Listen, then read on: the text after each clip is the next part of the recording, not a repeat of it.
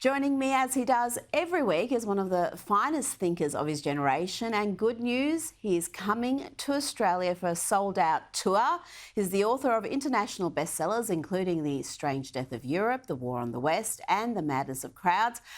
Douglas Murray, let's begin with the US, where President Joe Biden appeared with Late Night with Seth Meyers, and it went as well as you'd expect.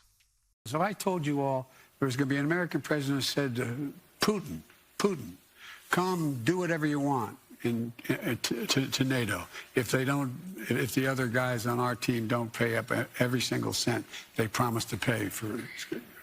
I mean, what are we talking about here? He then told one of his favourite stories.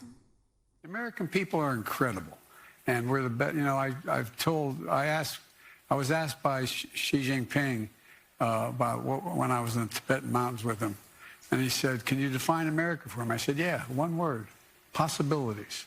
Douglas, President Biden has managed to go through this entire presidency getting a fairly easy run from the media, managing the media, giving them nothing but crumbs, rarely answering unscripted, pre-submitted questions, and doing vapid talk shows like that.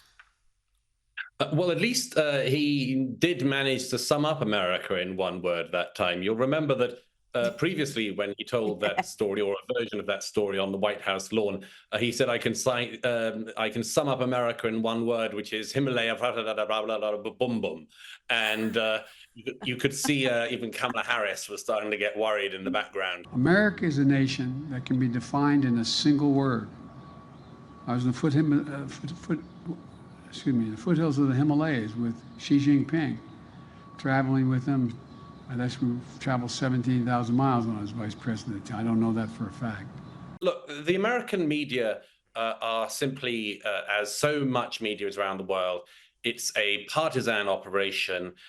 Most of the media in America is Democrat. Most of it is simply rooting for its guy. Certainly most of these late night talk show hosts, they're just putting their own shoulder to the wheel and hoping that they can push Biden right into November and beyond. That's the job of much of that sort of legacy media, I'd say legacy comedy sort of world as well. Of course they wouldn't ask him a difficult question. Why would they? They might trip him up. And he's good enough at tripping himself up. As we saw there repeatedly in that interview, if you can call it an interview, he just sort of rambled, interrupted himself, lost his train of thought, and did that thing he does where he sort of forgets what he's going to say, and then he says, but anyway. And normally, when somebody completely loses their train of thought, and obviously is losing their train of thought, people think, oh. But no, the audience there in the studio and everyone else sort of goes, ha, that's just one of his things. He just says, anyway, I can't remember what I was going to say. Anyway, it doesn't matter. It's really not on. And I've said to you before, Rita, I regard this as being very sad. Joe Biden has been in politics for a very long time. And whatever you think of him, has been a public servant for decades. And it's just really not good for him or his family or the country that people just keep pretending that he's on top seasonal form. Now, he also shared a trip to an ice cream parlour, surprise, surprise, with Seth Meyers. And between mouthfuls of ice cream, he made this very bold, very important declaration about a ceasefire. Can you give us a sense of when you think that ceasefire will start, sir? Well, I hope by the beginning of the weekend. I mean, the end of the weekend. At least my national security advisor tells me that we're close. We're close. It's not done yet. And my hope is by next Monday, we'll have a ceasefire. Okay, thank you. Douglas, you've spent a lot of time in Israel in recent months, so you know what's happening on the ground there. A ceasefire by Monday, is that realistic? Well, there's two things that have to be said about this. The first thing is, it's just extraordinary the way in which America and other allies of Israel demand that Israel stops just at the point that it's about to win. In the south of Gaza, the IDF has got Hamas in a corner, and they need to, in my view, finish the job. It's very strange the way that so many allies of Israel say, you can win a bit, but not completely. I mean, we don't do this, as Neil Ferguson pointed out in an excellent op-ed in Bloomberg this week. We don't do this with Ukraine. I mean, Biden and all the other Western leaders aren't saying Ukraine can only win a little bit. They're saying we're with you until victory. Why is it the case that they do that with Ukraine, and quite rightly in my view with Ukraine, but they don't do it, quite wrongly in my view, with Israel? It's an extraordinary standard.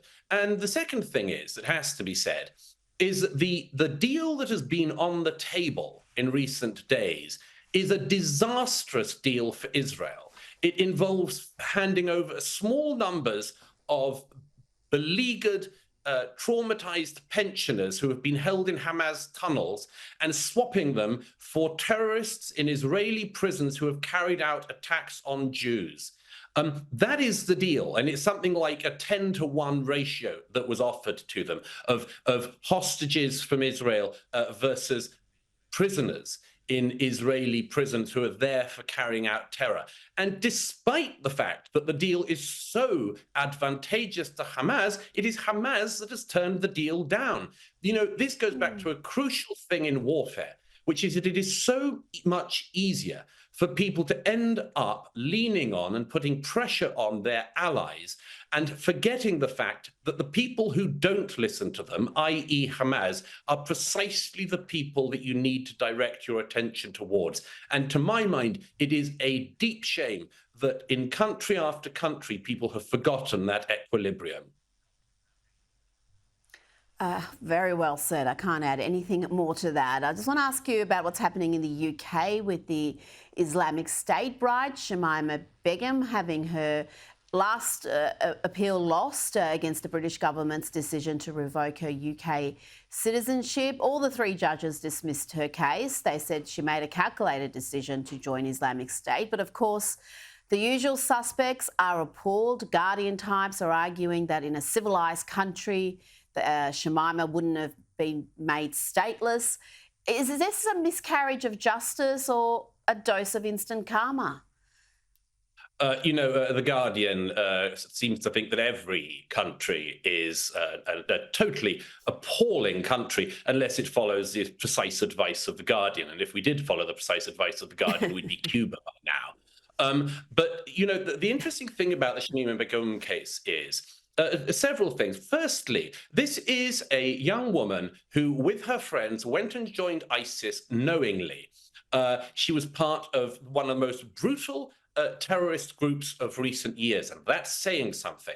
She pretended after ISIS lost that she'd sort of accidentally wandered off, as any of us might. I mean, any of us, Rita, you, me, anyone, I might accidentally go and join a head-chopping, head-hacking group in a foreign country. No, absolute nonsense. She knew what she was doing, and in my view, she should be the first to have her citizenship withdrawn. British citizenship is not a right. It's not a right you can simply have. And sometimes you can join the enemy, and sometimes you can be a traitor to your country, and then if you lose, you can join back to the other side. No, no, no.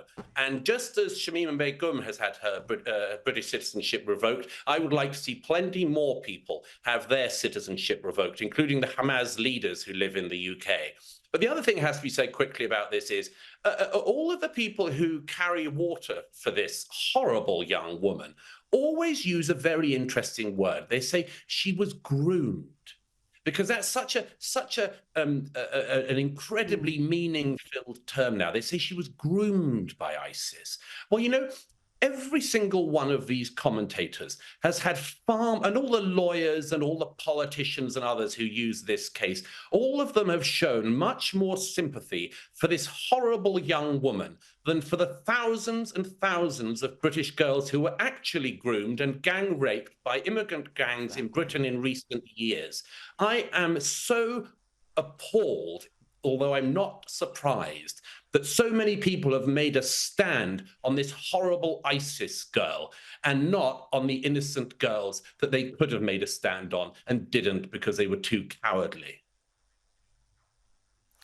Just finally, we do live in a warped time where anti-racists are virulently racist, and those who call themselves anti-fascists behave like fascists. I guess we shouldn't be surprised that a group that calls itself Hope Not Hate, who claim to defend and champion and promote democracy and the rule of law are nothing of the sort, just another pack of intolerant lefters who want to intimidate those who question their ideology. You've written about this group. Tell me just what they've done recently and how they're trying to shame people from following causes they don't back. They're an utterly shameful group. They're one of a number of organisations in the UK, as in the US and Australia, who pretend to be anti-fascist, but seem to me just to need to drop the anti bit.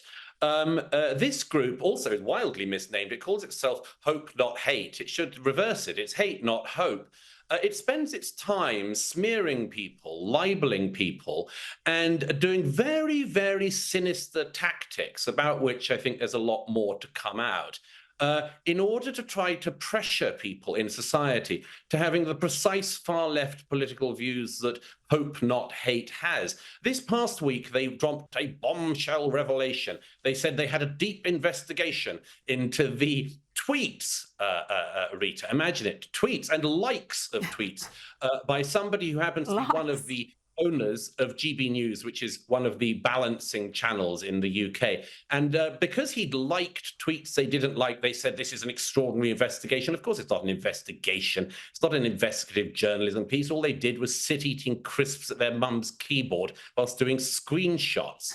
But these people want to be the policemen and the linesmen of our society. And you know what? Groups like this have had nothing to say about the weeks and weeks of anti-Semitic hate marches on the streets of London and other cities. They don't have anything to say about that, it seems. But my, they can really come down hard on somebody they don't like who likes a tweet that they don't like. They're pathetic. Douglas Murray, it's always a pleasure, and we look forward to having you in the country in the coming weeks. Can't wait to be back.